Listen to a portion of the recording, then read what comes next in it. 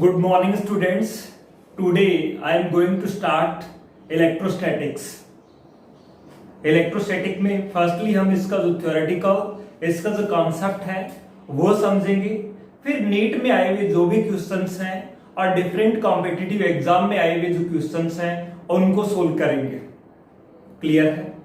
So firstly बात आती है कि इलेक्ट्रोस्टैटिक है क्या, क्योंकि अभी हम जो चैप्टर्स पढ़ेंगे वो सारे के सारे इलेक्ट्रोस्टैटिक के रिलेटेड चैप्टर होंगे। क्या इलेक्ट्रोस्टैटिक है क्या, माइंड में घूम रहा होगा कि इलेक्ट्रोस्टैटिक्स, जैसा कि आप ये देख रहे हैं यहाँ पे इलेक्ट्रोस्टैटिक है, टू वर्ड्स से मिलके बना है। One is electro and electro is related two electron and second one is static, static which is not in moving, या आप कह सकते हैं which is at rest. So electrostatic वो ब्रांच कह सकते हैं जिसमें हम किसकी स्टडी करते हैं, इलेक्ट्रॉन की। और इलेक्ट्रॉन क्या है, एक चार्ज, यानी इलेक्ट्रॉन ना कह करके हम क्या कर दें, चार्ज कर दें। कि इलेक्ट्रोस्टैटिक फिजिक्स ही वो ब्रांच है जिसमें इलेक्ट्रो को मैं क्या बोलूं, इलेक्ट्रॉन कहूं। ये इलेक्ट्रोस्टैटिक मिलके बना हुआ है किससे, इलेक्ट्रो, और इलेक्ट्रो का मतलब इलेक्ट्रॉन, और स्टैटिक का मीनिंग हुआ which is not in motion, that means which is at rest. So electrostatic क्या है, जिसमें हम किसकी स्टडी करते हैं, इलेक्ट्रॉन की, और जो किसमें हो, रेस्ट में। अब इलेक्ट्रॉन रियल में है क्या, इलेक्ट्रॉन है एक तरह का चार्ज, है। तो हम ये ना कह करके हम ये कह सकते हैं इलेक्ट्रोस्टैटिक फिजिक्स की वो ब्रांच है जिसमें हम रुके हुए चार्ज की स्टडी करते हैं। यानी electrostatic is the branch of physics in which we study about the charge at rest. Clear हो गया? इलेक्ट्रोस्टैटिक फिजिक्स की वो ब्रांच है जिसमें हम रुके हुए चार्ज की स्टडी करते हैं। सो ये शायद आई थिंक ये आपके क्लियर हो गया होगा। लिखना चाहे आप लिख सकते हैं, electrostatic is the branch of physics in which we study about the charge at rest. यानी इसमें आप चार्ज की स्टडी करने वाले हैं, और चार्ज भी किसमें, रेस्ट में, रुके हुए चार्ज की जिसमें स्टडी करेंगे उस ब्रांच को नाम क्या दिया गया, इलेक्ट्रोस्टैटिक। अब बात आती है कि चार्ज क्या है, यानी आपने ये कह दिया जिसमें हम चार्ज की स्टडी करेंगे उसको इलेक्ट्रोस्टैटिक बोलेंगे। तो फिर ये चार्ज क्या है? चार्ज को समझने से पहले मैं आपको एक फ्रिक्शनल इलेक्ट्रिसिटी का कंसेप्ट समझाता हूं कि फ्रिक्शनल इलेक्ट्रिसिटी है क्या। फ्रिक्शनल इलेक्ट्रिसिटी क्या, फ्रिक्शनल इलेक्ट्रिसिटी, फ्रिक्शनल इलेक्ट्रिसिटी को समझाने के लिए मैं एक छोटे से एक्सपेरिमेंट की बात करता हूं। मैं एक पेन ले रहा हूं, ये मेरे पास में एक पेन है ये, और इस पेन को मैं इस तरह से रब कर रहा हूं, और रब करने के बाद में मैं एक छोटा सा पेपर ले लेता हूं, एक बिल्कुल हल्का पेपर ले लेता हूं। ये मेरे पास एक हल्का सा पेपर है जो आप देख रहे हैं, ये पेपर है, और इसको मैं रब कर रहा हूं बार बार इस तरह से। और रब करने के बाद में आप ये देखेंगे कि ये पेपर को अपनी ओर क्या कर लेता है, अट्रैक्ट कर लेता है। रबिंग सब्सटेंस की वो प्रॉपर्टी जिससे ये रबिंग सब्सटेंस लाइट पार्टिकल को, हल्के पार्टिकल्स को अपनी ओर अट्रैक्ट कर लेता है, रबिंग सब्सटेंस की उस प्रॉपर्टी को बोला जाता है फ्रिक्शनल इलेक्ट्रिसिटी। और इसको स्टैटिक इलेक्ट्रिसिटी भी कहते हैं। फ्रिक्शनल इलेक्ट्रिसिटी इसलिए कहा जाता है क्योंकि ये इलेक्ट्रिसिटी किसकी वजह से प्रोड्यूस हुई है, फ्रिक्शन के कारण प्रोड्यूस हुई है। स्टैटिक इलेक्ट्रिसिटी इसलिए कहा जाता है कि चार्जेस किस में नहीं है, मोशन में नहीं है, चार्जेस किस में है, रेस्ट में है। जो हमारा करंट फ्लो होता है उस इलेक्ट्रिसिटी को हम बोलते हैं करंट इलेक्ट्रिसिटी। क्लियर है बात? तो अभी हम जो बात कर रहे थे कि what is frictional electricity, frictional electricity को आप कह सकते हैं it is the property of rubbing substance due to which it can attract light particle. Rubbing substance की वो प्रॉपर्टी जिसके कारण वो हल्के पार्टिकल्स को क्या कर सके, अट्रैक्ट कर सके, उसी प्रॉपर्टी का नाम क्या है, फ्रिक्शनल इलेक्ट्रिसिटी। दूसरा नाम क्या बताया फ्रिक्शनल इलेक्ट्रिसिटी का? इसका जो दूसरा नाम है वो है क्या, स्टैटिक इलेक्ट्रिसिटी। Static electricity. ये बात क्लियर है? हर एक बात को आप नोट करते जाएं, अब ऐसे नहीं है तो माइंड में नोट करते जाएं। क्या कहा मैंने? फ्रिक्शनल इलेक्ट्रिसिटी यानी रबिंग सब्सटेंस की, मैंने जो पेन लिया था वो क्या था, रबिंग सब्सटेंस था। उसकी वो प्रॉपर्टी है ना जिसके कारण ये हल्के पार्टिकल को, लाइट पार्टिकल मैंने छोटा सा पेपर का पीस लिया था, वो लाइट पार्टिकल था, उसको अपनी ओर क्या कर रहा था, अट्रैक्ट कर रहा था। इसी प्रॉपर्टी को बोला जाता है फ्रिक्शनल इलेक्ट्रिसिटी या फिर स्टैटिक इलेक्ट्रिसिटी। क्लियर हो गया? Property of the rubbing substance due to which it can attract light particle. Light मतलब हल्के पार्टिकल्स है ना, LIGHT, लाइट मीन्स हल्के पार्टिकल्स को वो क्या कर सके, अपनी ओर अट्रैक्ट कर सके। इसको बोला जाता है फ्रिक्शनल इलेक्ट्रिसिटी। फ्रिक्शनल इलेक्ट्रिसिटी आप समझ गए होंगे। अब बात यहां से आई थी, आपने यहां बोला इलेक्ट्रोस्टैटिक फिजिक्स की वो ब्रांच है जिसमें आप चार्ज की स्टडी करेंगे, और कैसे चार्ज की, जो रुका हुआ होगा, रेस्ट में होगा। जब चार्ज मोशन में होता है तब करंट फ्लो होता है, और उसकी जो स्टडी करते हैं हम वो करते हैं करंट इलेक्ट्रिसिटी में। तो ये भी आपकी बात क्लियर हो गई होगी। फ्रिक्शनल इलेक्ट्रिसिटी क्या है, इसको डिफाइन करिए, तो आप डिफाइन कर सकेंगे, कोई दिक्कत नहीं है इसमें। इसके बाद में बात आती है कि what is an electric charge, कि रियल में इलेक्ट्रिक चार्ज है क्या। व्हाट इज इलेक्ट्रिक चार्ज, यानी हम बात करें कि इलेक्ट्रिक चार्ज क्या है। अगला जो पॉइंट हम बात करने वाले हैं वो किसकी बात करने वाले हैं, इलेक्ट्रिक चार्ज की। मैं यदि इसी एक्सपेरिमेंट में जो मैंने आपको बताया, इसी एक्सपेरिमेंट में मैं यदि आपसे क्वेश्चन करूं क्या, कि नेचर ने, कुदरत ने किसी भी मैटर को दो प्रॉपर्टी दी। एक प्रॉपर्टी के बारे में आप अच्छे से फेमिलियर हैं, अच्छे से जानते हैं, वो प्रॉपर्टी है मास। जैसे मैंने ये कहा, इस पेन को यदि मैं ड्रॉप कर देता हूं तो अर्थ पे गिर जाएगा। ये बात आपसे जस्ट ये कहा कि क्यों हुआ ऐसा काम, आपके अलग अलग तरीकों से आंसर्स होंगे। किन्हीं का आंसर ये होगा ग्रेविटी की वजह से गिर गया, किन्हीं का आंसर ये होगा कि अर्थ और स्पेन मार्कर के बीच में एक फोर्स ऑफ अट्रैक्शन लगा है, और उस फोर्स ऑफ अट्रैक्शन को 11th क्लास में आपने इस तरह से डिफाइन किया था, Gm1 m2 divided by r square. अब कुछ ध्यान आया होगा, दो मास ऑब्जेक्ट्स के बीच लगने वाला फोर्स है वो क्या होता है, Gm1 m2 divided by r square, यानी दोनों ऑब्जेक्ट के मास के प्रोडक्ट के डायरेक्टली प्रोपोर्शनल होता है, और उनके बीच के डिस्टेंस के स्क्वायर के इनवर्सली प्रोपोर्शनल होता है। जी जहां पे कांस्टेंट था, ये आपने 11th क्लास में स्टडी किया था, न्यूटन्स लॉ।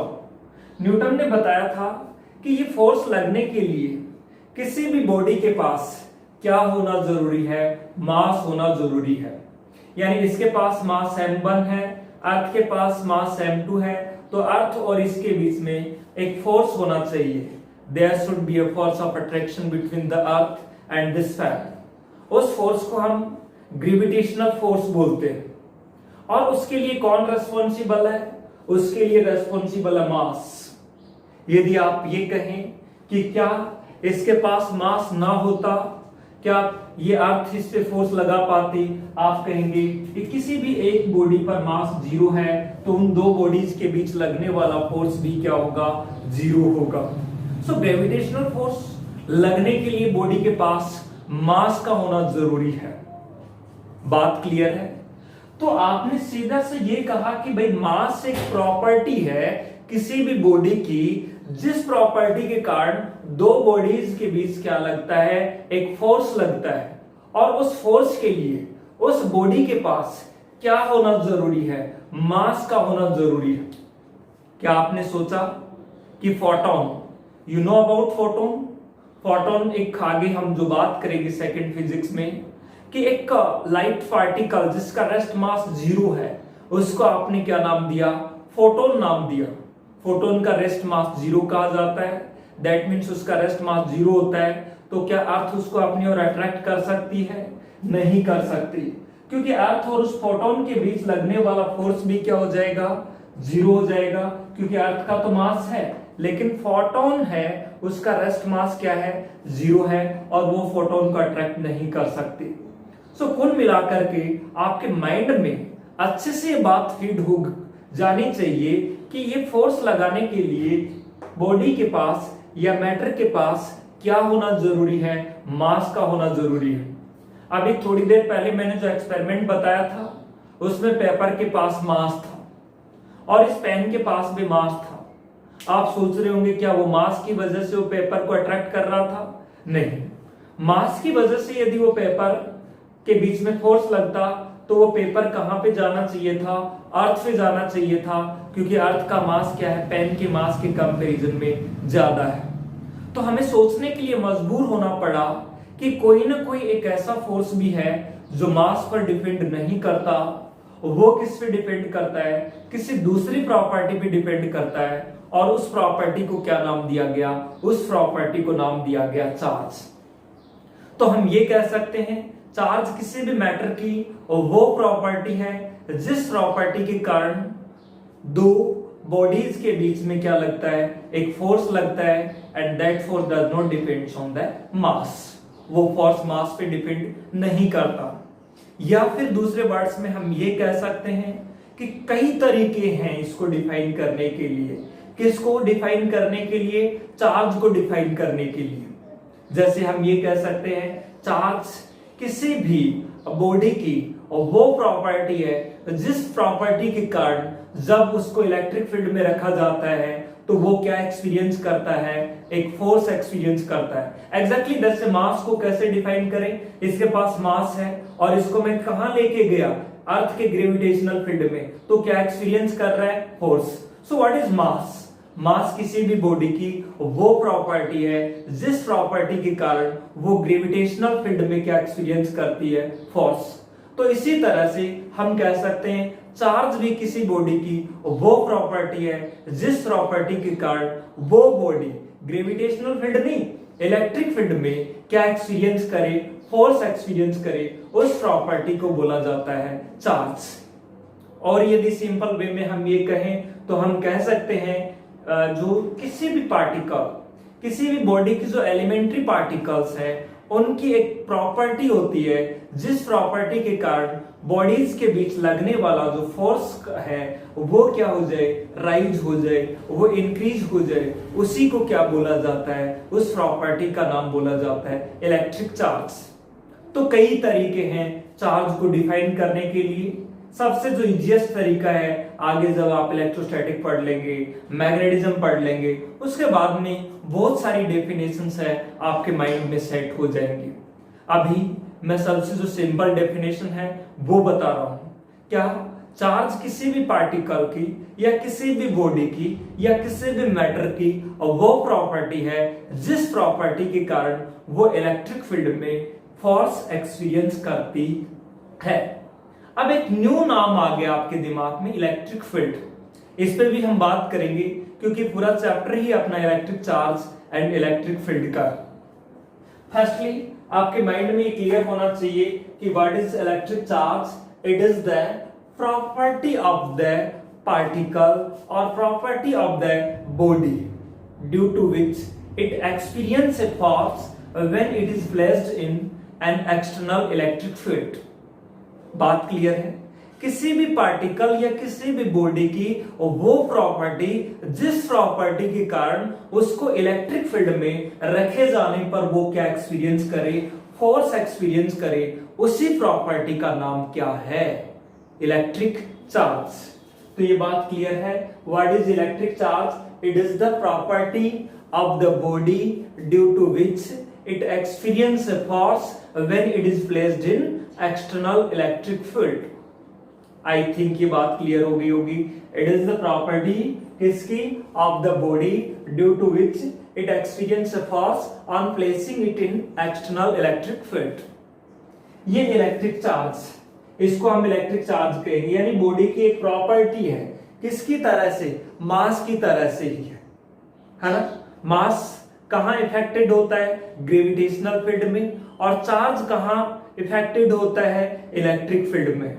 ये आप देखिए पूरा का पूरा इस चैप्टर में ऐसी फीलिंग आने वाली है आपको जैसे कि आपको 11th क्लास में जैसे मास था उसकी जगह यहाँ चार्ज आएगा, और वहां जो ग्रेविटेशनल फील्ड था उसकी जगह यहाँ कौन सा फील्ड आने वाला है? यहाँ इलेक्ट्रिक फील्ड आने वाला है. पूरा बिल्कुल उस तरह से आप फील करते हुए चलिए कि ग्रेविटेशनल फील्ड की जगह यहाँ पे कौन सा फील्ड आएगा? Electric field. और वहां मास था, यहां मास की जगह पे क्या आएगा? चार्ज आएगा. फर्स्टली आप ये देखिए कि इलेक्ट्रिक चार्ज को अपन किससे रिप्रेजेंट करते हैं? क्यू से. स्मॉल क्यू या कैपिटल क्यू, ये कोई दिक्कत नहीं है, क्यू से है ना. स्मॉल क्यू से भी रिप्रेजेंट कर देते हैं और कैपिटल क्यू से भी रिप्रेजेंट कर देते हैं. इसकी डेफिनेशन आपको क्लियर होगी. अच्छा, एलिमेंट्री पार्टिकल, यदि क्वार्क्स थ्योरी की मैं अलग से बात करूंगा, जो रिसेंटली जो थ्योरी प्रपोज्ड हुई है क्वार्क्स थ्योरी, उसको छोड़ दें तो हमारे पास एलिमेंट्री चार्ज पार्टिकल कौन से हैं? प्रोटॉन और इलेक्ट्रॉन. प्रोटॉन और इलेक्ट्रॉन को हम कहते हैं एलिमेंट्री चार्ज पार्टिकल्स. किसको हटा दिया जाए तो? क्वार्क्स थ्योरी को हटा दिया जाए तो. क्वार्क्स थ्योरी तो ये कहती है प्रोटॉन और न्यूट्रॉन है, ये और स्मॉल एलिमेंट्री पार्टिकल्स से मिलकर बने हैं जिनको क्वार्क्स बोला जाता है. क्वार्क्स स्टडी हम अलग से करेंगे टॉपिक में. अभी हम ये, हाँ, अब देखिए कि प्रोटॉन पे जो चार्ज है वो कितना होता है. ध्यान रखिएगा, charge on proton, charge on proton कितना होता है?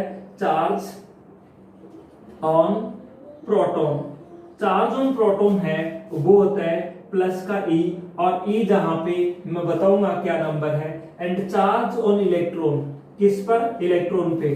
चार्ज ऑन इलेक्ट्रॉन है वो होता है माइनस का E. Where a minimum amount of charge, minimum possible amount of charge है, और इसकी वैल्यू क्या होती है ये आप अच्छे से माइंड में फीड कर लीजिए.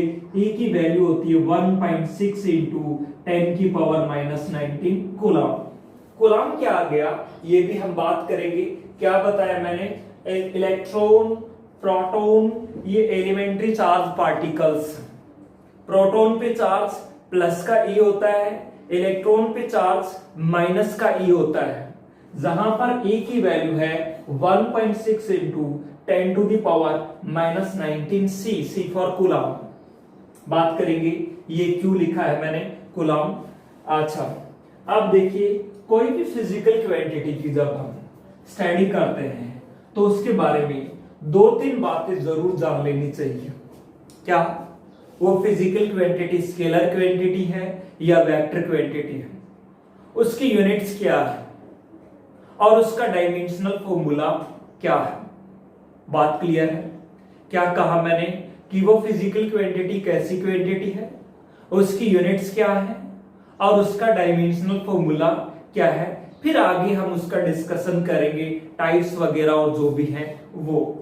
तो फर्स्टली आप ध्यान रखिए, इलेक्ट्रिक चार्ज क्लियर हो गया ना. किसी भी बॉडी की वो प्रॉपर्टी जब उस बॉडी को इलेक्ट्रिक फील्ड में रख दिया जाए तो क्या एक्सपीरियंस करे? फोर्स एक्सपीरियंस करे. उस प्रॉपर्टी को हम क्या कहते हैं? Electric charge. इलेक्ट्रॉन पर चार्ज प्लस का E, माइनस का E, और प्रोटॉन पे चार्ज प्लस का E होता है, जहां पर E की वैल्यू मैंने आपको बताई 1.6 into 10 to the power minus 19 coulomb. किसी भी पार्टिकल पर minimum possible amount of charge है, वह कितना? 1.6 into 10 to the power minus 19 coulomb. क्यों होता है ये हम बात करेंगे. फर्स्टली हम बात कर लेते हैं कि 3 बातें, 3 पॉइंट्स. फर्स्ट पॉइंट मैं ये लिखा हूं कि इलेक्ट्रिक चार्ज कैसी क्वांटिटी है? स्केलर क्वांटिटी है. Do you know about scalar quantity? देखो स्केलर क्वांटिटीज वो होती है जिनको रिप्रेजेंट करने के लिए मैग्नीट्यूड चाहिए होता है, डायरेक्शन नहीं चाहिए होती है, ऐसी क्वांटिटीज को हम कहते हैं स्केलर क्वांटिटीज। और वेक्टर क्वांटिटीज वो होती हैं जिनको सिर्फ मैग्नीट्यूड से डिस्क्राइब नहीं किया जा सकता, सिर्फ मैग्नीट्यूड से रिप्रेजेंट नहीं किया जा सकता, उनको कंप्लीटली रिप्रेजेंट करने के लिए डायरेक्शन भी चाहिए होती है, ऐसी क्वांटिटीज को हम बोलते हैं vector quantities. Electric charge vector quantity नहीं है वेक्टर ये, तो कैसी क्वांटिटी है ये? Electric charge is a scalar quantity. ये बात क्लियर है? कैसी quantity? Electric charge scalar quantity है। सबको क्लियर हो गया? अब आप देखिए नेक्स्ट पॉइंट जो आप बात करने वाले हैं वो है कि इसकी यूनिट, किसकी? इलेक्ट्रिक चार्ज की यूनिट। इलेक्ट्रिक चार्ज की यूनिट एक बहुत बड़े साइंटिस्ट मानो कूलॉम, अगस्टिना कूलॉम, उन्होंने चार्जेस के बीच लगने वाले फोर्स के लिए लॉ दिया था, एक नियम दिया था। उनको क्रेडिट देने के लिए जो इलेक्ट्रिक चार्ज की ऐसा यूनिट है वो क्या रखी गई? कूलॉम रखी गई। किनके नाम पे रखी गई? अगस्टिना कूलॉम के नाम पे रखी गई। जैसे न्यूटन ने दिया था ना मास ऑब्जेक्ट्स के बीच लगने वाले फोर्स के लिए लो, इसी तरह से किन्होंने दिया था? कूलॉम ने चार्ज के बीच लगने वाले फोर्स के लिए। आगे मैं बताऊंगा ये कि Q1 Q2 upon R square इस तरह से आएगा, है ना? अभी आपको क्लियर होगा कि Q1 Q2 क्या है, R क्या है, K क्या है, ये सब बातें, है ना? तो आपने ये कहा कि क्या कि फोर्स के लिए जो लॉ दिया था चार्जेस के बीच लगने वाले फोर्स के लिए, कि इन्होंने दिया था कूलॉम ने, तो उनको क्रेडिट देने के लिए ऐसा यूनिट क्या रखी गई? कूलॉम रखी गई। बातें क्लियर हो रही है सारी? क्या मैं जो यूनिट की बात कर रहा हूं, और किसकी यूनिट है ये? इलेक्ट्रिक चार्ज की यूनिट है, यूनिट है ना, unit of electric charge. Electric charge की जो यूनिट है वो, और सबसे पहले मैं कौन सी यूनिट की बात कर रहा हूं? एसआई यूनिट की बात कर रहा हूं। कौन सी यूनिट है? SI unit. फर्स्टली मैं आपसे एसआई यूनिट की बात कर रहा हूं। एसआई यूनिट क्या रखी गई? कूलॉम। किनके नाम पे याद रहेगा ना अच्छे से? साइंटिस्ट के नाम पे कूलॉम रखी गई, कूलॉम। अच्छा, एक आपने 10th क्लास में, और यहां भी मैं जब करंट इलेक्ट्रिसिटी पढ़ाऊंगा आपको, करंट के लिए फॉर्मूला क्या पढ़ा था वहां? करंट होता है चार्ज डिवाइडेड बाय टाइम। ध्यान है?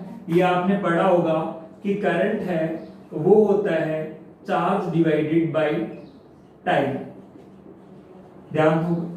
तो यहां से आपको यदि पता हो कि करंट, चार्ज को आप क्या लिख सकते हो? यहां से चार्ज होगा आपके पास में करंट मल्टीप्लाइड बाय टाइम, यानी करंट को किससे मल्टीप्लाई कर दो आप? टाइम से मल्टीप्लाई कर दो तो क्या आ जाएगा? चार्ज आ जाएगा। और करंट की यूनिट क्या होती है? एम्पियर। ये भी साइंटिस्ट के नाम पे, इनकी भी स्टोरी आगे बताऊंगा मैं आपको जब हम मैग्नेटिज्म की बात करेंगे, वहां पर magnetic effect of electric current की बात करेंगे, वहां पे बताऊंगा एम्पियर के बारे में कि इन्होंने क्या किया था। हमें पता है करंट की यूनिट क्या होती है? एम्पियर, और टाइम की ऐसा यूनिट क्या है? सेकंड। तो आप ये कह सकते हैं कूलॉम कह दो, या फिर क्या कह दो? Ampere into second. एएस का मतलब क्या है? एम्पियर इनटू सेकंड, है ना? 1 कूलॉम में 1 एम्पियर इनटू सेकंड होते हैं। अभी मैं कौन सी यूनिट की बात कर रहा हूं आपसे? ऐसा यूनिट की बात कर रहा हूं। बातें क्लियर हो रही है? ऐसा यूनिट के बाद में हम बात करते हैं कौन सी यूनिट की? सीजीएस यूनिट की। और सीजीएस में भी कौन सी? इलेक्ट्रोस्टैटिक सीजीएस, क्योंकि हम चैप्टर कौन सा पढ़ रहे हैं? इलेक्ट्रोस्टैटिक। तो सीजीएस यूनिट, और सीजीएस भी कौन सी यूनिट है? ये electrostatic CGS unit. CGS unit कौन सी सीजीएस है? ये इलेक्ट्रोस्टैटिक सीजीएस की बात कर रहा हूं मैं। कौन सी सीजीएस की बात कर रहा हूं? Electrostatic CGS. इलेक्ट्रोस्टैटिक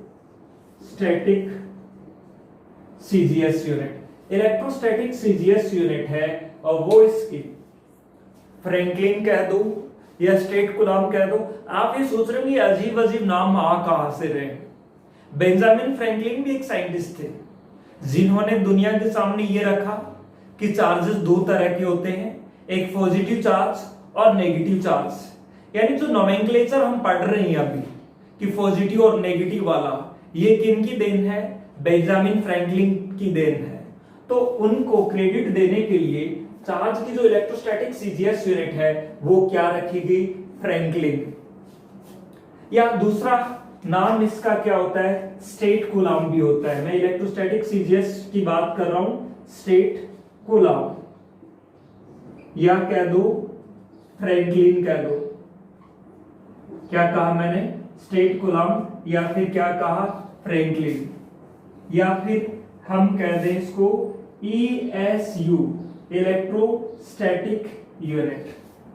ये सारी कौन सी यूनिट है? Electrostatic CGS unit. अब आपके माइंड में ये चल रहा होगा कि इलेक्ट्रोस्टैटिक सीजीएस यूनिट और ऐसा यूनिट में रिलेशन क्या है, यानी एक 1 कूलाम में कितने इलेक्ट्रोस्टैटिक यूनिट होती है, या 1 इलेक्ट्रोस्टैटिक यूनिट में कितने कूलाम होते हैं, ये आपको कैसे? इसके लिए आप ये ध्यान रखिए, 1 इलेक्ट्रोस्टैटिक ESU क्या है? What is ESU? Electrostatic unit. ये सारी कौन सी यूनिट है? इलेक्ट्रोस्टैटिक सीजीएस यूनिट है। और ध्यान रखिए इसमें 1 कूलाम में 3 × 10⁻⁹ इलेक्ट्रोस्टैटिक यूनिट होते हैं। आपकी ये जो डेटा है 9 याद नहीं रहता, 8 रहता है, क्योंकि कौन से? लाइट की स्पीड याद रहती है। ध्यान रखिए यहाँ कितना है? 3 × 10⁹ इलेक्ट्रोस्टैटिक यूनिट है। या 1 ESU में कितने कूलाम होंगे ये इजीली निकाल सकते हो, इसको इधर ले जाओगे डिवाइड में आ जाएगा। बात क्लियर है ना? तो ये कूलाम में और इलेक्ट्रोस्टैटिक यूनिट में ये रिलेशन होता है, 1 coulomb is equal to 3 × 10⁹ stat coulomb कह दो, या इलेक्ट्रोस्टैटिक यूनिट कह दो, या क्या कह दो? फ्रैंकलिन कह दो। ये बातें क्लियर होगी। अच्छा, इसकी जो इलेक्ट्रोमैग्नेटिक यूनिट है, आगे इलेक्ट्रोमैग्नेटिक पढ़ेंगे हम, अभी तो क्योंकि इलेक्ट्रोस्टैटिक की बात चल रही है। इसकी जो इलेक्ट्रोमैग्नेटिक सीजीएस यूनिट है, कौन सी सीजीएस? इलेक्ट्रोमैग्नेटिक।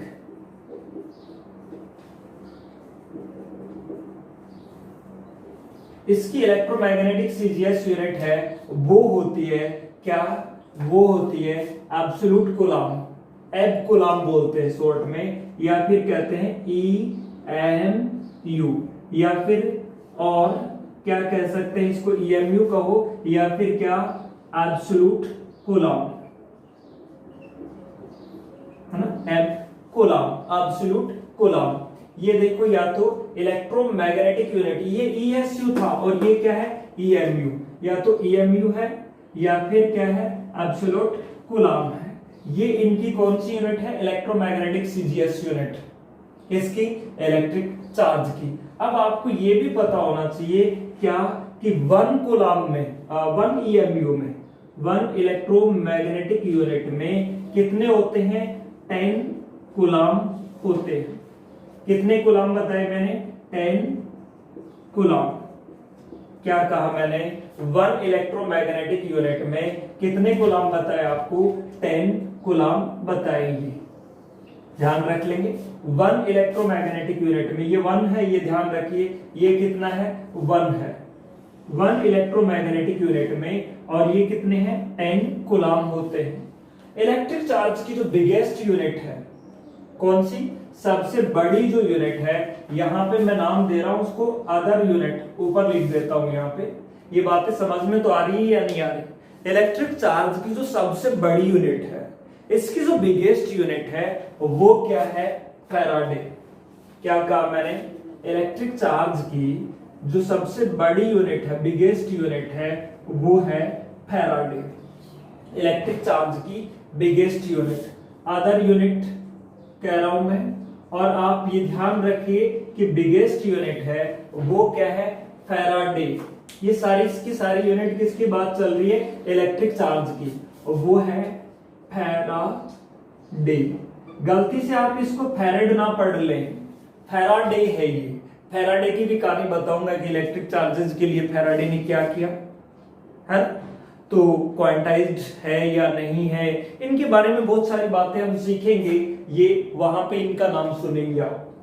चार्ज की जो अदर यूनिट और बिगेस्ट यूनिट है वो क्या है, फैराडे है। फेरेड नहीं है, फेरेड आगे एक आएगा कैपेसिटेंस, है ना, तो वहां से वो नहीं है ये, ठीक है। और ध्यान रखो 1 फैराडे में 96500 कूलम, राउंड ऑफ करके लिखा हुआ है ये वैल्यू, है ना, राउंड ऑफ करके लिखी हुई ये वैल्यू, यही आप ध्यान रखिए। 1 फैराडे में कितने 96500 कूलम होते हैं, ध्यान रह जाएगी ये बात। तो ये तो थी यूनिट्स, है ना, इसका आप स्क्रीनशॉट ले लें या तो, है ना, फिर आगे बात करते हैं। ये कर लिया आपने, अच्छा ये कर लिया।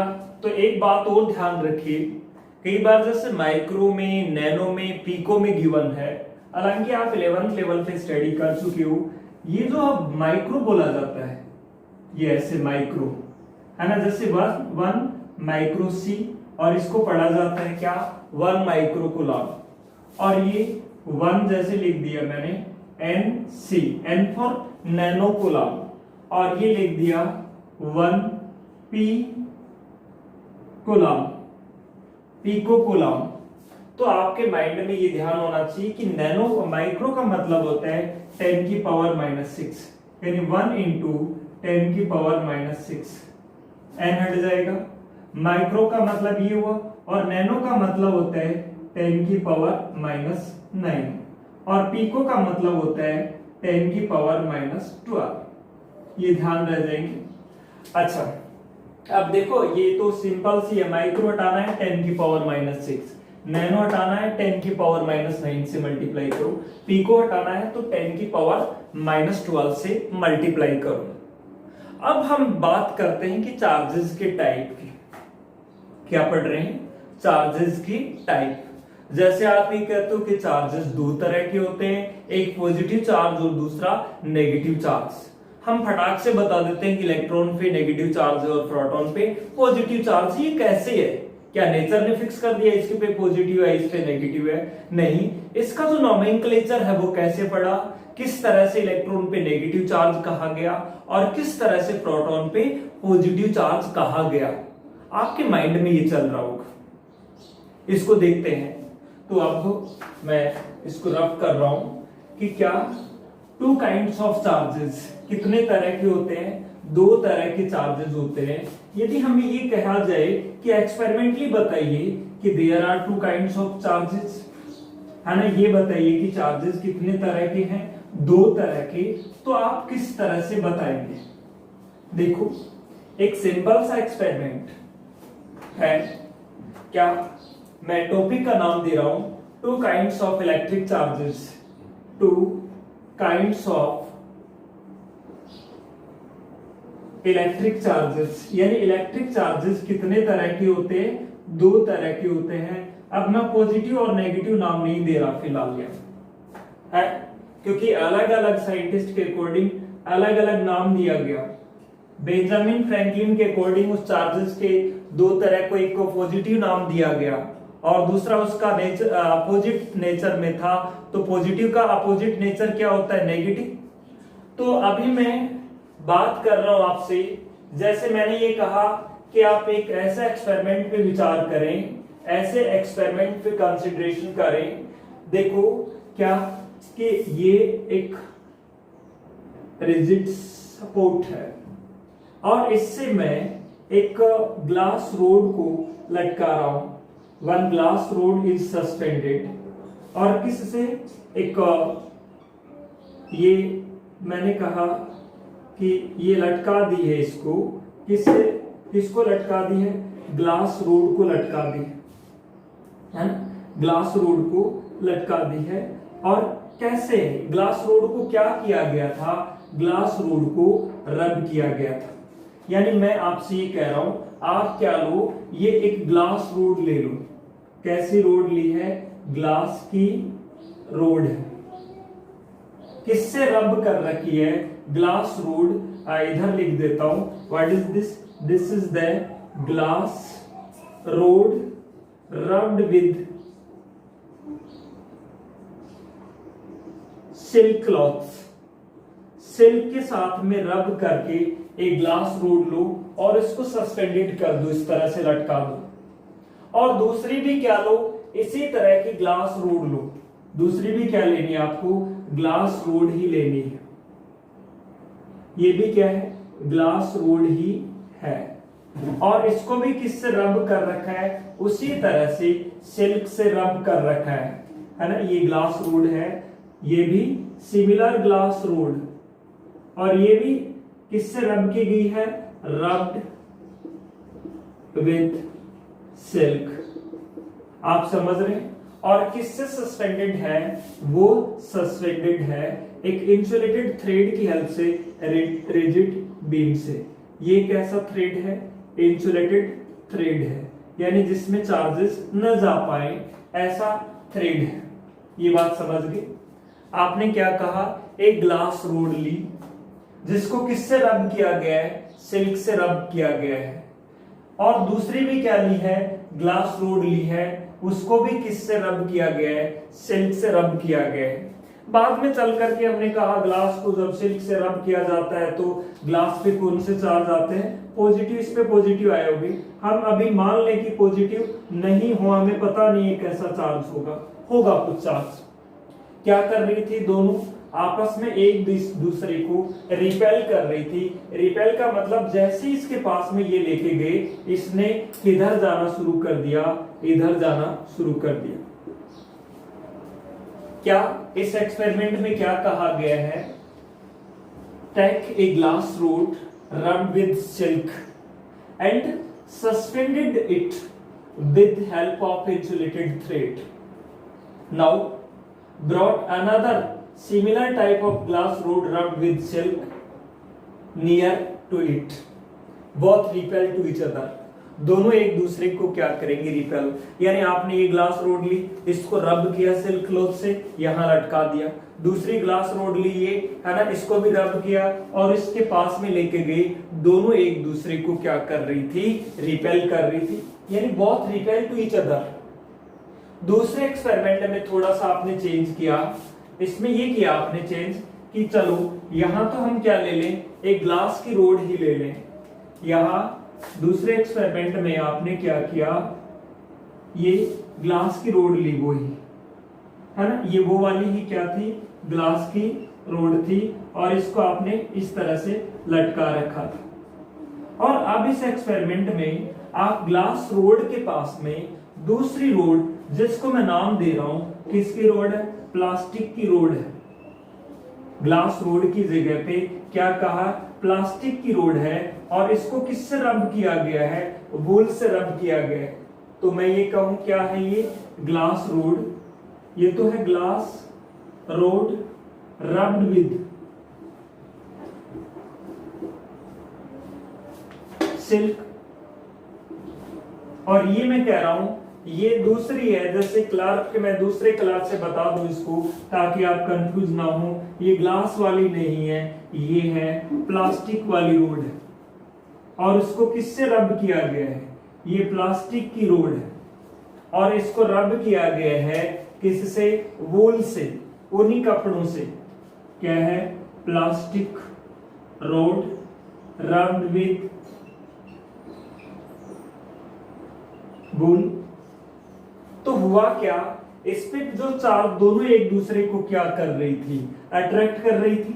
अट्रैक्ट का मतलब ये भी इधर आ रही थी और ये भी इधर आ रही थी, दोनों एक दूसरे को अट्रैक्ट कर रही थी। और इस केस में ये दोनों एक दूसरे को क्या कर रही थी, रिपेल कर रही थी। अट्रैक्ट करने का मतलब ये हुआ, यदि इस पर आपने कैसा चार्ज माना, पॉजिटिव माना, तो इस पर कैसी नेचर का चार्ज आया होगा, नेगेटिव चार्ज आया होगा। तभी उसी के कारण ये एक दूसरे को क्या कर रही होगी, अट्रैक्ट कर रही होगी। तीसरे में क्या किया आपने, ये प्लास्टिक की रोड ही ली और किससे रब कर रखा था, वूल से, और उसके पास यानी दोनों इसी तरह के लिए आपने। तीसरे एक्सपेरिमेंट में क्या किया, तीसरे एक्सपेरिमेंट में ये तो था ही, और इसको लटका दिया किससे, ये प्लास्टिक रोड है, प्लास्टिक, और ब्रैकेट में मैं लिख रहा हूं, उसको लिख रहा हूं जिसके साथ में इसको क्या किया गया, रब किया गया। प्लास्टिक है और प्लास्टिक को किससे रब कर रखा है, प्लास्टिक रब कर रखा है इसको वूल से, रब कर रखा है वूल के साथ में, है ना। तो कैसा चार्ज आया होगा, नेगेटिव वाला आया होगा। और इसके पास में वैसे ही क्या लेके जा रहे हैं आप, प्लास्टिक की रोड लेके जा रहे हैं और उसको भी किससे रब कर रखा है, वूल से ही रब कर रखा है। ये वाली भी क्या है, प्लास्टिक की ही है। और किससे रब कर रखा है, प्लास्टिक रोड ही है ये। और किससे रब कर रखा है, वूल से रब कर रखा है। क्या है ये, प्लास्टिक की रोड ही है, प्लास्टिक। और किससे रब कर रखा है, वूल से रब कर रखा है। ये दोनों भी आपस में एक दूसरे को क्या कर रही थी, रिपेल कर रही थी। हमने माइनस लिख रखा है, ग्लास वाली पे प्लस लिख रखा है। इसकी कहानी मैं बताऊंगा क्यों लिखा है मैंने। अभी तो आप ये सोचो, एक्सपेरिमेंट में सबसे इजी तरीके से इसको देखो। क्या लिया, ग्लास रोड और सिल्क क्लॉथ के साथ में रब किया और उसके साथ में लटका दिए। और दूसरी ग्लास रोड ली और उसको भी वैसे ही सिल्क क्लॉथ के साथ में रब किया और दोनों को इसके पास में लेके गए। तो दोनों एक दूसरे को क्या कर रही थी, रिपेल कर रही थी। क्यों कर रही थी, कि दोनों पे नेचर ऑफ चार्ज क्या था, सेम था। दूसरे एक्सपेरिमेंट में क्या किया, एक तो यही ली है, ग्लास रोड ले रखी है, किसके साथ में रब कर रखी है, उसी सिल्क के साथ में रब कर रखी है। लेकिन यहां जो ले रखी है वो ग्लास रोड ना लेकर के मैंने इसको नाम दे दिया क्या है, प्लास्टिक की रोड है वो। और उसको सिल्क क्लॉथ से रब ना करके किससे रब की हुई है, वूल से रब की हुई है। तब पास में लेके गए इसके, तो दोनों के बीच में क्या लग रहा था, दोनों एक दूसरे को अट्रैक्ट कर रही थी।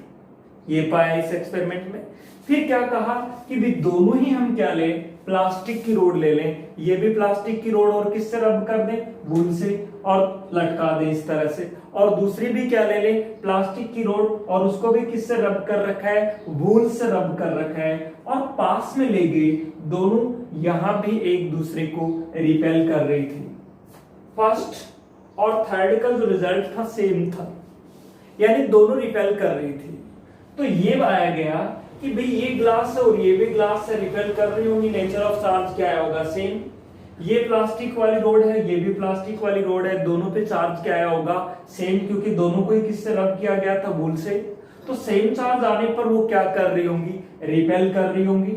और ये ग्लास की रोड थी जिसको सिल्क से रब किया था, और ये प्लास्टिक की रोड थी जिसको किससे रब किया था, वूल से रब किया था।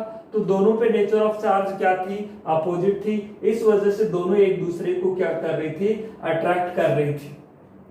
तो यहां से ये प्रूव हो जाता है कि चार्जेस कितने तरह के होते हैं, दो तरह के होते हैं। अब मैं यहां उन चार्जेस को पॉजिटिव और नेगेटिव नाम नहीं दे रहा कुछ टाइम के लिए, यानी हमारे माइंड में ये तो फीड हो गया चार्जेस दो तरह के हैं। हाँ, यदि आप बेंजामिन फ्रैंकलिन की लैंग्वेज में कहना चाहो तो कह सकते हो दो तरह के, क्या नाम दे सकते हो, पॉजिटिव एंड नेगेटिव। इस एक्सपेरिमेंट से दो चीजें सामने आई हैं। आप सुनो ना हर एक लाइन को।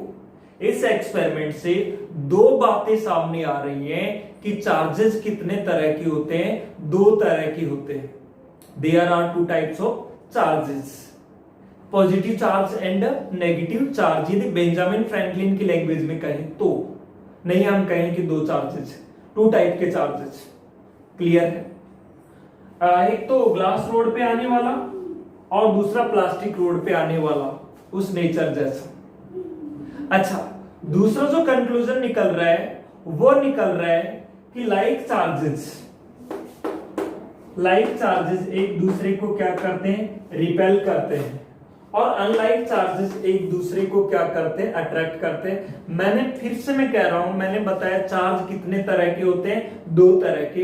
एक तो वो चार्ज जो ग्लास रोड पे आ रहा था, और दूसरी तरह का वो चार्ज जो प्लास्टिक रोड पे आ रहा था जब वूल के साथ में रब किया गया था। दोनों की नेचर सेम थी, अपोजिट थी। तो ये एक्सपेरिमेंट ये बता रहा है there are two types of charges. Second point मैं इस एक्सपेरिमेंट का ये बता रहा हूं कि इससे जो कंक्लूजन निकल रहा है वो ये कंक्लूजन है कि like charges repel to each other and unlike charges attract to each other. This is the fundamental law of electrostatic. आप कहेंगे सर ऑलवेज होता है क्या? बिल्कुल, इलेक्ट्रोस्टैटिक में तो हो सकता है। इलेक्ट्रोस्टैटिक में हम कहेंगे लाइक चार्जेस एक दूसरे को क्या करते हैं? रिपेल करते हैं। क्या कहा गया? इलेक्ट्रोस्टैटिक में लाइक चार्जेस एक दूसरे को क्या करते हैं? रिपेल करते हैं।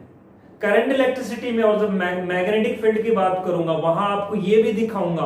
वहां आप मेरे से पूछना कि दो प्रोटॉन बीम जा रही है, एक प्रोटॉन इधर चल रहा है बीम, दूसरी प्रोटॉन बीम इधर जा रही है, या एक इलेक्ट्रॉन बीम यूं जा रही है, दूसरी इलेक्ट्रॉन बीम यूं जा रही है। जब वो चल रही है तब वो क्या करते हैं? उसको रिपेल भी कर सकते हैं।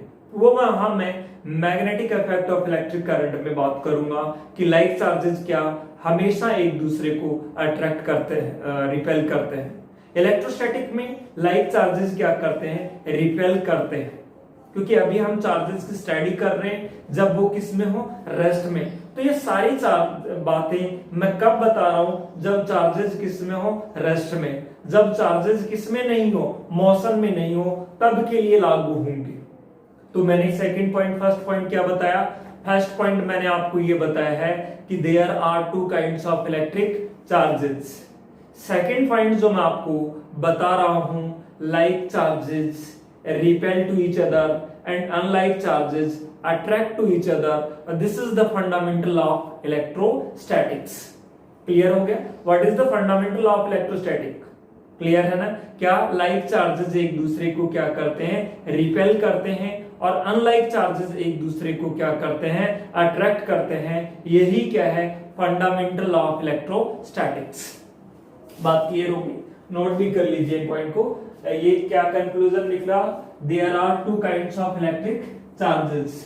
सेकंड क्या कंक्लूजन निकला?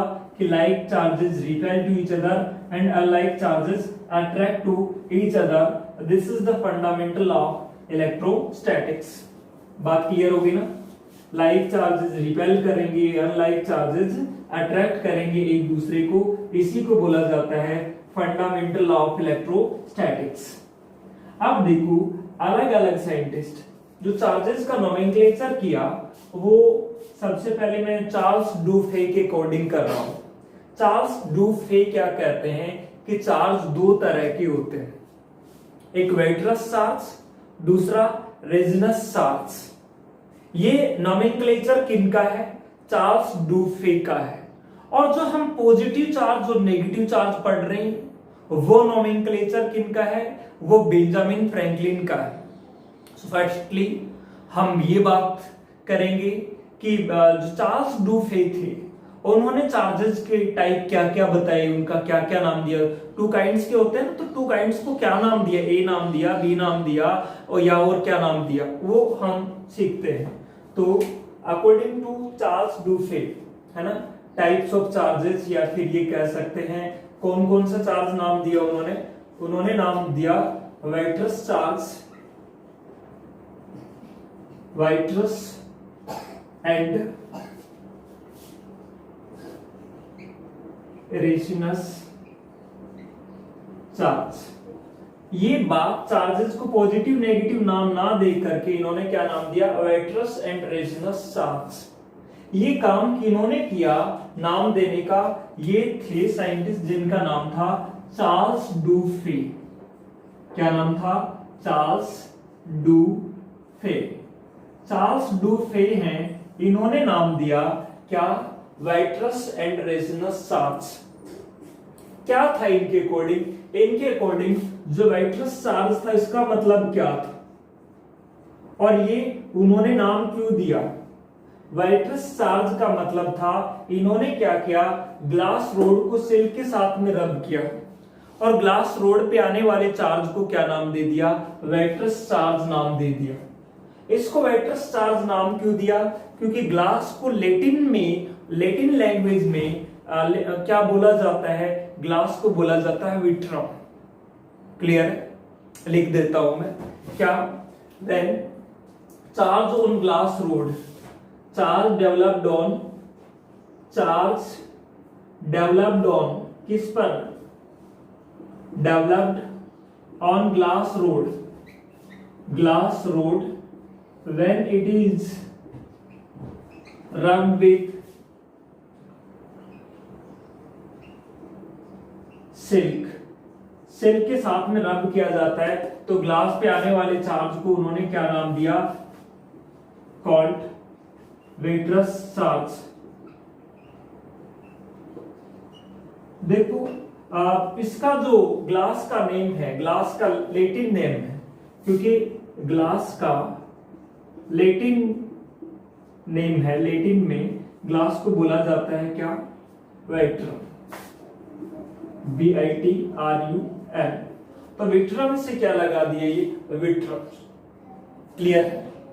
अब तो ये बात क्लियर होगी क्या, charge on glass road when it is rubbed with silk. तो ग्लास पे आने वाले चार्ज को क्या बोला गया, वेट्रस चार्ज बोला गया। फिर बाद में दूसरा जो चार्ज है, दूसरा जो नोमेनक्लेचर है वो कौन सा कहा गया, रेजिनस चार्ज। ये क्या कहा, इन्होंने क्या किया, अंबर लिया और अंबर को किससे रब किया, वूल के साथ में रब किया, तो अंबर पे आने वाले चार्ज को क्या नाम दिया, चार्ज डेवलप्ड। किस पर चार्ज डेवलप्ड है, अंबर पर। जब अंबर को किससे रब किया जाता है, वूल से रब किया जाता है तब, क्योंकि अंबर को क्या बोला जाता है, रेजिन बोला जाता है। Charge developed on amber when it is rubbed, किसके साथ में रब किया जाए, रब विद वूल, कॉल्ड, इस चार्ज को, किस पे आने वाले चार्ज को, अंबर पे आने वाले चार्ज को कॉल्ड रेजिनस चार्ज। क्यों बोला जाता है रेजिनस चार्ज, इसका कारण हम ये कह सकते हैं, रेजिन है, किसको कहा जाता है, अंबर को रेजिन कहा जाता है। अंबर का मीनिंग क्या है, अंबर को बोला जाता है क्या, रेजिन।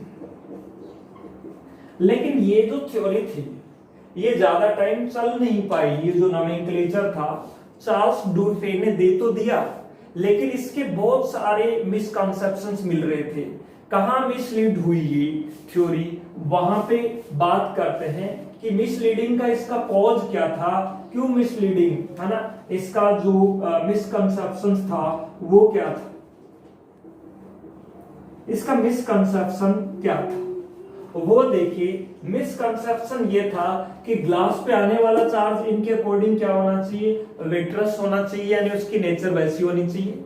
लेकिन जब ग्लास को, और ग्लास कैसे, ग्लास को ग्राउंड से कनेक्टेड, ग्लास को ग्राउंड ग्लास, है ना, कैसे हुई, क्योंकि इसका कारण क्या था, इसका फेल होने का ये था, charge on, charge developed on ground glass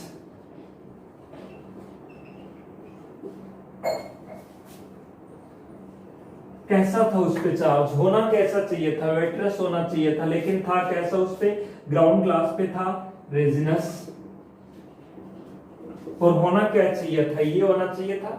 और भी एग्जांपल्स आप दे सकते हैं, जैसे हाईली पॉलिश्ड एवोनाइट है, उस पे जो चार्ज आ रहा था वो कैसा आ रहा था, वेट्रस आ रहा था, जबकि आना किस पे चाहिए, चार्ज वेट्रस आना चाहिए इस पे। तो ये जो थ्योरी थी वेट्रस चार्ज और रेजिनस चार्ज वाली, वो हम काम में नहीं लेते, क्योंकि ये कुछ ऐसे एग्जांपल्स आने लगे, भाई इनके अकॉर्डिंग तो ग्लास पे आने वाले चार्ज को कैसा होना चाहिए, इस तरह का, लेकिन कैसा चार्ज रहा था उस पे, ऐसा, कैसे, ग्लास पे charge developed on ground glass, was कैसा था, रेजिनस था, यानी अंबर वाला जैसा चार्ज था। So it was the cause of misleading of this theory. तो बाद में कौन सी थ्योरी आ गई, तो इन्होंने नोमेनक्लेचर किया जो बेंजामिन फ्रैंकलिन का। बेंजामिन फ्रैंकलिन का जो नोमेनक्लेचर था वो क्या था, ये तो चार्ल्स डुफे का नोमेनक्लेचर था, वो हम काम में नहीं लेते। बेंजामिन फ्रैंकलिन के अकॉर्डिंग चार्जेस को बोला गया positive charge and negative charge, यानी वेट्रस एंड रेजिनस चार्ज ना कह करके क्या बोला गया, इनके अकॉर्डिंग बोला गया positive charge and negative charge. बातें क्लियर हो रही हैं, यानी ये सिंपल, इसमें कहीं दिक्कत थोड़ी आपको, वेक्टर्स चार्ज किसको दिया, ग्लास को जब सिल्क के साथ में रब किया था, ग्लास पे आने वाले चार्ज को क्या नाम दिया, वेक्टर्स चार्ज नाम दिया।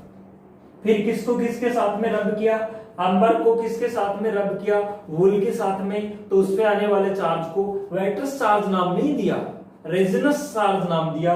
क्यों, क्योंकि इस वाले का उसकी नेचर क्या थी, अपोजिट। कैसे पता लगा उनको, क्योंकि पास में ले गए तो क्या हो रहा था, अट्रैक्ट कर रहे थे एक दूसरे को। ये बात समझ में आई, तो उसको नाम दिया गया क्या, रेजिनस चार्ज। क्योंकि अंबर जैसा चार्ज, अंबर को क्या बोला जाता है, रेजिन बोला जाता है। लेकिन ये मिसलीड कहां हुई, क्या मिसकॉन्सेप्शन था, क्या मिस हैपनिंग हो गई कि ये जो नोमेनक्लेचर काम में नहीं लिया जाता। मिस हैपनिंग ये थी कि जब हम ये कहें कि चार्ज किस पे, ग्लास रोड पे, और जो ग्लास रोड कहां से, ग्राउंड से कनेक्टेड है, तो उस पे जो चार्ज था वो कैसा नहीं आ रहा था, वो चार्ज ऐसा नहीं आ रहा था, उस पे चार्ज उसका पॉजिटिव नहीं आ रहा था, उस पे कैसा आ रहा था, इस जैसा आ रहा था। तो वहां ये थ्योरी काम में नहीं ली गई। तो फिर किन्होंने, बेंजामिन फ्रैंकलिन नाम के साइंटिस्ट, उन्होंने बताया कि चार्जेस दो तरह के होते हैं, एक पॉजिटिव और दूसरा नेगेटिव। किस तरह से उनके माइंड में पॉजिटिव दिया, फिर कैसे नेगेटिव दिया, उस पे विचार करते हैं अपन। सो चार्जेस का नेक्स्ट जो नोमेनक्लेचर है वो मैं बता रहा हूं अकॉर्डिंग टू बेंजामिन फ्रैंकलिन। तभी तो मैंने कहा था ना, चार्ज की जो ऐसा यूनिट है वो तो आपने बेंजामिन फ्रैंकलिन नहीं रखी, लेकिन सीजीएस यूनिट क्या रखी हुई है, फ्रैंकलिन रखी हुई है। क्यों रखी हुई है, कि बेंजामिन फ्रैंकलिन ने चार्जेस का नोमेनक्लेचर किया, उनका नामकरण किया, दुनिया को ये बताया कि चार्जेस कितने तरह के हैं, दो तरह के, एक पॉजिटिव चार्ज और दूसरा negative charge. So positive charge and negative charge, ये किन के अकॉर्डिंग था, बेंजामिन फ्रैंकलिन के अकॉर्डिंग। Positive charge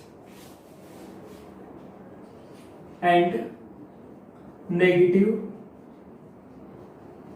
charge. आप ये सोच रहे होंगे कि पॉजिटिव चार्ज क्या है और नेगेटिव चार्ज है क्या। इन्होंने अपना एक कॉन्सेप्ट बनाया जो कि मैंने एक्सपेरिमेंट में भी आपसे बात की, कि इन्होंने पॉजिटिव चार्ज क्या कहा, ग्लास को जब सिल्क के साथ में रब किया जाता है तो ग्लास पे आने वाले चार्ज को क्या बोला, पॉजिटिव चार्ज, और उस पे जो आएगा वो चार्ज क्या, जिस पर इसका जस्ट अपोजिट होगा उस पे पॉजिटिव का अपोजिट क्या बोला जाएगा, नेगेटिव। तो इन्होंने क्या किया, charge developed on glass rod when it is rubbed with silk called, कैसा चार्ज, ऐसे चार्ज को कैसा चार्ज नाम दिया, पॉजिटिव चार्ज नाम दिया। ऐसे चार्ज को कैसा नाम दिया, पॉजिटिव चार्ज नाम दिया। और इसी तरह से चार्ज जोन, दूसरे वाला जो एक्सपेरिमेंट को याद करो, आपको मैंने बताया था plastic road when it is rubbed, किसके साथ में रब कर रहे थे, वूल, कॉल्ड नेगेटिव चार्ज। उस पर आने वाले चार्ज को क्या नाम दिया, नेगेटिव चार्ज नाम दिया। अब आपके दिमाग में भी ये आ रहा होगा कि पॉजिटिव, बेंजामिन फ्रैंकलिन ने गलती क्या की थी, वो गलती आज भी हम उसी वजह से, देखो ग्लास रोड पे आने वाले, अब गलती सोच रहे होंगे सर गलती करी थी, गलती करी नहीं, मैं बता रहा हूं आपको याद रह जाएगा इस तरह से। उन्होंने क्या किया था, ग्लास रोड पे आने वाले चार्ज को क्या नाम दिया, पॉजिटिव, और पॉजिटिव का अब प्लास्टिक पे आने वाले चार्ज को यदि इस पे पॉजिटिव मान लेंगे तो प्लास्टिक पे चार्ज कैसा आ रहा था, इस वाले का अपोजिट आ रहा था या ऐसा ही आ रहा था, अपोजिट आ रहा था। और अपोजिट आएगा तो पॉजिटिव का अपोजिट क्या होगा, नेगेटिव, तो उसको मजबूरी बस होकर के कैसा चार्ज नाम देना पड़ा, नेगेटिव चार्ज नाम देना पड़ा। तो पॉजिटिव चार्ज और नेगेटिव चार्ज जो है वो किन्होंने किया, ये नाम किया बेंजामिन फ्रैंकलिन ने। ये जो है ये नोमेनक्लेचर का काम किनका किया हुआ है, पॉजिटिव और नेगेटिव का, बेंजामिन फ्रैंकलिन का किया हुआ है, बेंजामिन फ्रैंकलिन का किया हुआ है क्या, पॉजिटिव चार्ज और नेगेटिव चार्ज। बात क्लियर हो रही है? अब देखो ये बात क्लियर हो गई। अब देखो हम ये कहें कि क्या positive charge negative charge, electron theory क्या कहती है? इलेक्ट्रॉन थ्योरी ये कहती है जैसे कोई भी सब्सटेंस एटम से मिलकर बना है और एटम का सेंट्रल पार्ट है, उसमें क्या होता है, न्यूक्लियस होता है। न्यूक्लियस पे कैसा चार्ज होता है, पॉजिटिव चार्ज होता है। उसके चारों ओर कौन चक्कर लगाते हैं, इलेक्ट्रॉन चक्कर लगाते हैं। उन पे कैसा चार्ज होता है, नेगेटिव चार्ज होता है। क्लियर? अब यदि नेगेटिव चार्ज होता है, मैं जैसे सोडियम का एग्जांपल लूं, सोडियम के पास में आप कहें कि 11 तो प्रोटॉन होते हैं और 11 ही क्या होते हैं, इलेक्ट्रॉन होते हैं। और 11 प्रोटॉन पे कितना चार्ज होगा, 11 मल्टीप्लाइड बाई एक प्रोटॉन पे ई, तो 11 ई। और 11 इलेक्ट्रॉन पे चार्ज कितना होगा, देखो 11 इंटू माइनस ई यानी माइनस का 11 ई, टोटल चार्ज कितना होगा, 0। एटम इलेक्ट्रिकली क्या होता है, न्यूट्रल होता है एटम थ्योरी के अकॉर्डिंग। और यदि मैं ये कहूं किसी भी तरह से सोडियम एक इलेक्ट्रॉन को बाहर कर दे अपने, तो एक इलेक्ट्रॉन को बाहर कर देगा। देखो यदि एक इलेक्ट्रॉन को लॉस कर दे तो प्रोटॉन तो 11 हो जाएंगे, 11 ही रहेंगे। और कौन चला गया, इलेक्ट्रॉन। तो पहले 11 थे, अब कितने हो गए, 10 हो गए। तो अब देखो एक इलेक्ट्रॉन को उसने क्या कर दिया, लॉस कर दिया। तो प्रोटॉन पे चार्ज तो कितना होगा, 11 इंटू ई, क्योंकि एक प्रोटॉन पे चार्ज कितना, ई बताते हो। और इलेक्ट्रॉन कितने हो गए आपके पास सोडियम में, 10, और एक पे माइनस का ई। तो आप इसको ऐड करोगे तो ये क्या नहीं आएगा, 0 नहीं आएगा, बल्कि क्या आएगा, प्लस का ई। तो यहां से मतलब ये निकला कि यदि सोडियम का एटम एक इलेक्ट्रॉन को लॉस कर देता है, लॉस करने के बाद में उस पे चार्ज कैसा आ जाता है, पॉजिटिव चार्ज आ जाता है। उस पे कैसा चार्ज आया, पॉजिटिव चार्ज आया। यानी कोई भी बॉडी चार्ज होती है तब कब चार्ज हो सकती है, इलेक्ट्रॉन को लॉस करके चार्ज हो सकती है। और कैसा चार्ज आएगा, पॉजिटिव। और दूसरे वर्ड्स में मैं एक एग्जांपल और लूं आपको, ये बोलूं मैं क्लोरीन की बात करूं, क्लोरीन में आप ये कहें कि कितने 17 प्रोटॉन होते हैं और 17 ही क्या होते हैं, इलेक्ट्रॉन होते हैं। अब 17 प्रोटॉन पे चार्ज कितना होता है, 17 मल्टीप्लाइड बाई ई। और इन पर चार्ज कितना होता है, इन पे और बताइए कि इन पे चार्ज कितना होता है, 17 मल्टीप्लाइड बाई माइनस ई। तो नेट चार्ज कितना हुआ, 0। तो क्लोरीन एटम इलेक्ट्रिकली क्या हुआ, न्यूट्रल। और मैंने ये कहा कि किसी से एक इलेक्ट्रॉन इसने गेन कर लिया। एक इलेक्ट्रॉन जब ये गेन कर लेगा, इलेक्ट्रॉन को गेन कर लेगा, तो प्रोटॉन तो इसके पास कितने हुए, 17। भाई प्रोटॉन है, एक इलेक्ट्रॉन गेन कर रहा है, प्रोटॉन थोड़ी गेन कर रहा है, तो प्रोटॉन तो कितने रहेंगे, 17। इलेक्ट्रॉन गेन कर रहा है तो प्रोटॉन तो रहे 17, और इलेक्ट्रॉन 17 की जगह कितने हो गए, 18। तो इस पे चार्ज देखो 17e और इस पे माइनस का 18e, और इस पे आप करोगे तो आपका क्या नहीं आएगा, आप बताओ क्या 0 होगा, नहीं होगा। आप ये कैलकुलेट करोगे तो माइनस का e आएगा। इसका मतलब आपने दिमाग में ये बात फीड हो जानी चाहिए कि यहाँ पे ये इलेक्ट्रॉन को लॉस करने पर इस पर कैसा चार्ज आ रहा था, पॉजिटिव। और यहाँ इलेक्ट्रॉन को गेन करने पे इस पे कैसा चार्ज आ रहा था, नेगेटिव। आप बात समझ रहे हैं? यानी कोई भी बॉडी जब इलेक्ट्रॉन को लॉस करती है तो उस पे कैसा चार्ज आता है, पॉजिटिव। और इलेक्ट्रॉन को गेन करती है तो उस पे कैसा चार्ज आता है, नेगेटिव। तो इलेक्ट्रॉन थ्योरी के बेसिस पे पॉजिटिव चार्ज की क्या डेफिनेशन होती है, it is the deficiency of electron, electron की कमी। डेफिशिएंसी ऑफ इलेक्ट्रॉन को हम क्या कहते हैं, पॉजिटिव चार्ज। और lack of excess of electron को हम क्या कहते हैं, नेगेटिव चार्ज। नेगेटिव चार्ज, और न ज्यादा है न कम है, दोनों बराबर है, तो उसको क्या बोला जाता है, न्यूट्रल। तो पॉजिटिव और नेगेटिव की जो डेफिनेशन है चार्ज की, जो इलेक्ट्रॉन थ्योरी के बेसिस पे, वो क्या है, डेफिशिएंसी ऑफ इलेक्ट्रॉन। यहाँ इलेक्ट्रॉन की कमी है ना, कितने होने चाहिए थे? 11 होने चाहिए थे, हैं कितने? 10 है, तो कमी है ना एक की, तो डेफिशिएंसी ऑफ इलेक्ट्रॉन को बोला जाता है पॉजिटिव चार्ज। यहां पे देखो कितने इलेक्ट्रॉन होने चाहिए थे? 17, है कितने? 18, एक्स्ट्रा है, एक्स्ट्रा है मतलब एक्सेस है, एक्सेस ऑफ इलेक्ट्रॉन को बोला जाता है नेगेटिव चार्ज। तो इलेक्ट्रॉन थ्योरी के बेसिस पे पॉजिटिव चार्ज और नेगेटिव चार्ज की डेफिनेशन क्या होगी, बात समझ रहे हैं? On the basis of electron theory what should be the definition of positive charge and negative charge? Positive charge आप ये कह सकते हो it is the deficiency of electrons, और नेगेटिव चार्ज क्या होता है? It is the lack excess of electrons. ध्यान रखिए, जब कोई भी बॉडी चार्ज होती है ना, या तो उसमें इलेक्ट्रॉन आते हैं या उससे इलेक्ट्रॉन जाते हैं, कभी भी प्रोटॉन अपनी जगह नहीं छोड़ता। चार्ज होने का जो कारण है वो भी होता है transfer of electron from one body to another body. कभी ये नहीं कह सकते पॉजिटिव चार्ज होने के लिए प्रोटॉन निकल के चले गए, नो। पॉजिटिव चार्ज हो बॉडी चाहे नेगेटिव चार्ज हो, किसका ट्रांसफर होता है? इलेक्ट्रॉन्स का। इलेक्ट्रॉन चले जाते हैं तो वो बॉडी पॉजिटिवली चार्ज हो जाती है, इलेक्ट्रॉन आ जाते हैं तो वो बॉडी कैसी चार्ज हो जाती है? नेगेटिवली चार्ज हो जाती है। तो यहाँ पे मैं आपसे बात करूं कि किस इलेक्ट्रॉन थ्योरी के बेसिस पे what should be the definition of positive charge and negative charge. Positive charge और नेगेटिव चार्ज की जो डेफिनेशन है वो इलेक्ट्रॉन थ्योरी के बेसिस पे क्या होनी चाहिए, तो बेंजामिन फ्रैंकलिन ने बताया। तो on the basis of electron theory, electron theory के बेसिस पे, on the basis of electron theory, electron theory के बेसिस पे द डेफिशिएंसी यानी कमी,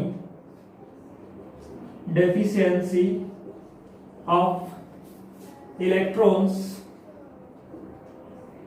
is called positive charge. Electron की कमी को कौन सा बोला जाता है? पॉजिटिव चार्ज बोला जाता है। एंड एक्सेस यानी ज्यादा हो जाए, excess of electrons is called, ज्यादा हो जाएंगे तो कैसा चार्ज है? Negative charge.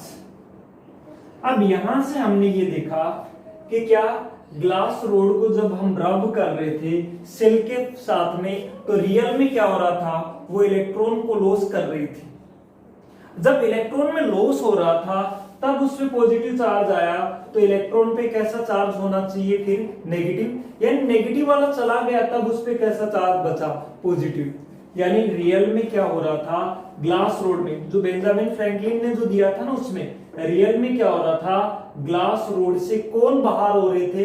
इलेक्ट्रॉन्स बाहर हो रहे थे, तब उस पे कौन सा चार्ज आ रहा था? पॉजिटिव। इसका मतलब इलेक्ट्रॉन पे कैसा चार्ज होना चाहिए? नेगेटिव। तो तब से इलेक्ट्रॉन पे कैसा चार्ज माना जाने लगा? नेगेटिव चार्ज माना जाने लगा। मान लो वो ऐसा नहीं कहते, वो कह देते कि ग्लास रोड पे पॉजिटिव चार्ज नहीं है, कैसा चार्ज है? नेगेटिव मान लेते, अपनी इच्छा से ही माना था उन्होंने। यदि इस पे वो नेगेटिव मान लेते तो हम इलेक्ट्रॉन पे चार्ज क्या नहीं पढ़ते? इलेक्ट्रॉन पे हम नेगेटिव नहीं पढ़ते, हम इलेक्ट्रॉन पे चार्ज कैसा पढ़ते? पॉजिटिव पढ़ते। ये बात समझे या नहीं समझे? तो इस पर आने वाले चार्ज को बेंजामिन फ्रैंकलिन ने अपनी इच्छा से, स्वेच्छा से कैसा चार्ज माना था? Positive charge. तो इस पे अपोजिट नेचर का है, उसको कैसा मानना पड़ा? नेगेटिव। रियल में इसमें क्या हो रहा था? ग्लास रोड इलेक्ट्रॉन्स को क्या कर रही थी? लॉस कर रही थी, यानी उससे बाहर जा रहे थे। जब इलेक्ट्रॉन बाहर जाने पे उस पे पॉजिटिव चार्ज आए, इसका मतलब इलेक्ट्रॉन पे कैसा चार्ज होना चाहिए? नेगेटिव। तो इलेक्ट्रॉन पे हम कैसा चार्ज लेते हैं? नेगेटिव चार्ज लेते हैं। तो पॉजिटिव और नेगेटिव का कन्वेंशन आप सीख गए होंगे कि क्या है पॉजिटिव और क्या है नेगेटिव। अब अपन बात करते हैं कि रियल में किसी भी बॉडी के चार्ज होने की जो मेन कॉज है, मेन कारण है किसी भी बॉडी के चार्ज होने का, वो क्या है? मैं बात क्लियर कर चुका हूं आपको, कभी भी प्रोटॉन नहीं ट्रांसफर होगा, न्यूट्रॉन ट्रांसफर नहीं होगा, ट्रांसफर होगा सिर्फ इलेक्ट्रॉन।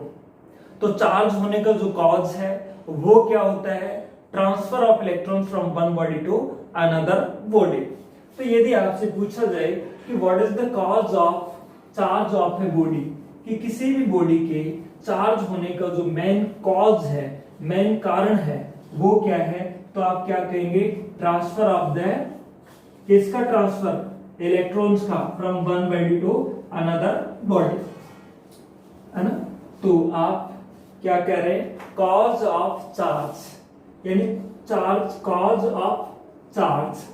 बताइए चार्ज का कॉज क्या है, तो मैंने आपको यही बताया है, transfer of electron from one body to another body, यही क्या है, चार्ज का कॉज है। तो शॉर्ट में क्या लिखें, transfer of electrons from one body to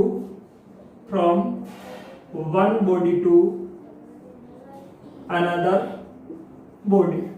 charge को अपन डिटेल में पढ़ेंगे, अभी तो बहुत सारी बातें ये भी बताऊंगा कि क्या जरूरी है चार्ज बॉडी के अनचार्ज को भी अट्रैक्ट कर सकती है या नहीं कर सकती, रिपेल कर सकती है या नहीं कर सकती, सारी बातें हम सीखेंगे। तो ये चार्ज होने का कॉज है। यदि आपसे पूछा जाए क्या चार्जिंग प्रोसेस में कोई भी बॉडी अपना मास चेंज करती है, does the mass of the body changes in charging process, मेरा क्वेश्चन क्या है, does the mass of a body changes in charging, charge करने पर उस बॉडी का जो मास है वो चेंज होता है क्या। देखो इलेक्ट्रॉनिक चार्ज पार्टिकल भी है और एक मास पार्टिकल भी है, माइंड में फीड कर लीजिए। इलेक्ट्रॉन का मास भी होता है और इलेक्ट्रॉन के पास चार्ज भी होता है। इलेक्ट्रॉन का जो मास है, मैं यदि ये कहूं mass of electron, electron mass particle है या नहीं है, इलेक्ट्रॉन का जो मास है वो होता है 9.1 इंटू 10 की पावर -31 केजी, और इलेक्ट्रॉन पे चार्ज जो होता है उसका मैग्नीट्यूड होता है ना 1.6 इंटू 10 की पावर -19 कूलम। चार्ज पार्टिकल भी है और मास पार्टिकल भी है। जब किसी भी बॉडी को हम पॉजिटिव चार्ज कर रहे हैं तो उससे क्या भगाने पड़ेंगे, हमें इलेक्ट्रॉन्स बाहर करने पड़ेंगे, और इलेक्ट्रॉन बाहर करोगे, जैसे जैसे इलेक्ट्रॉन बाहर जाएंगे उतना ही मास क्या होता जाएगा, कम। तो ध्यान रखिए पॉजिटिव चार्ज कर रहे हो आप, पॉजिटिव चार्ज देने का मतलब है उससे इलेक्ट्रॉन को निकालना, और इलेक्ट्रॉन निकालोगे तो मास क्या होगा, कम। और नेगेटिव चार्ज करने का मतलब है उसमें इलेक्ट्रॉन ट्रांसफर करना, ट्रांसफर होंगे तो मास क्या होगा, बढ़ेगा। तो आप देखिए जब भी हम किसी भी बॉडी को पॉजिटिव चार्ज देते हैं, पॉजिटिव चार्ज देने पर, किसी भी बॉडी को पॉजिटिव चार्ज देने पर उसका जो मास है वो बढ़ता नहीं है बल्कि क्या होता है, घटता है। ये ध्यान रखिए क्या होता है, उसका मास डिक्रीज होता है। डिक्रीज क्यों होता है, पॉजिटिव चार्ज देने का मतलब ही है उससे इलेक्ट्रॉन को क्या करना, बाहर करना, और इलेक्ट्रॉन बाहर करोगे तो मास क्या होगा, कम। वो बात अलग है, हमें पता नहीं लग पाता है कि मास में चेंज बहुत कम होता है। ये मास कितना है, एक इलेक्ट्रॉन गया तो 9.1 इंटू 10 की पावर -31 केजी।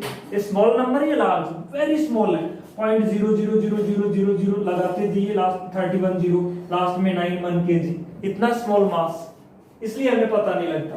नेगेटिव चार्ज देने पर, किसी भी बॉडी को नेगेटिव चार्ज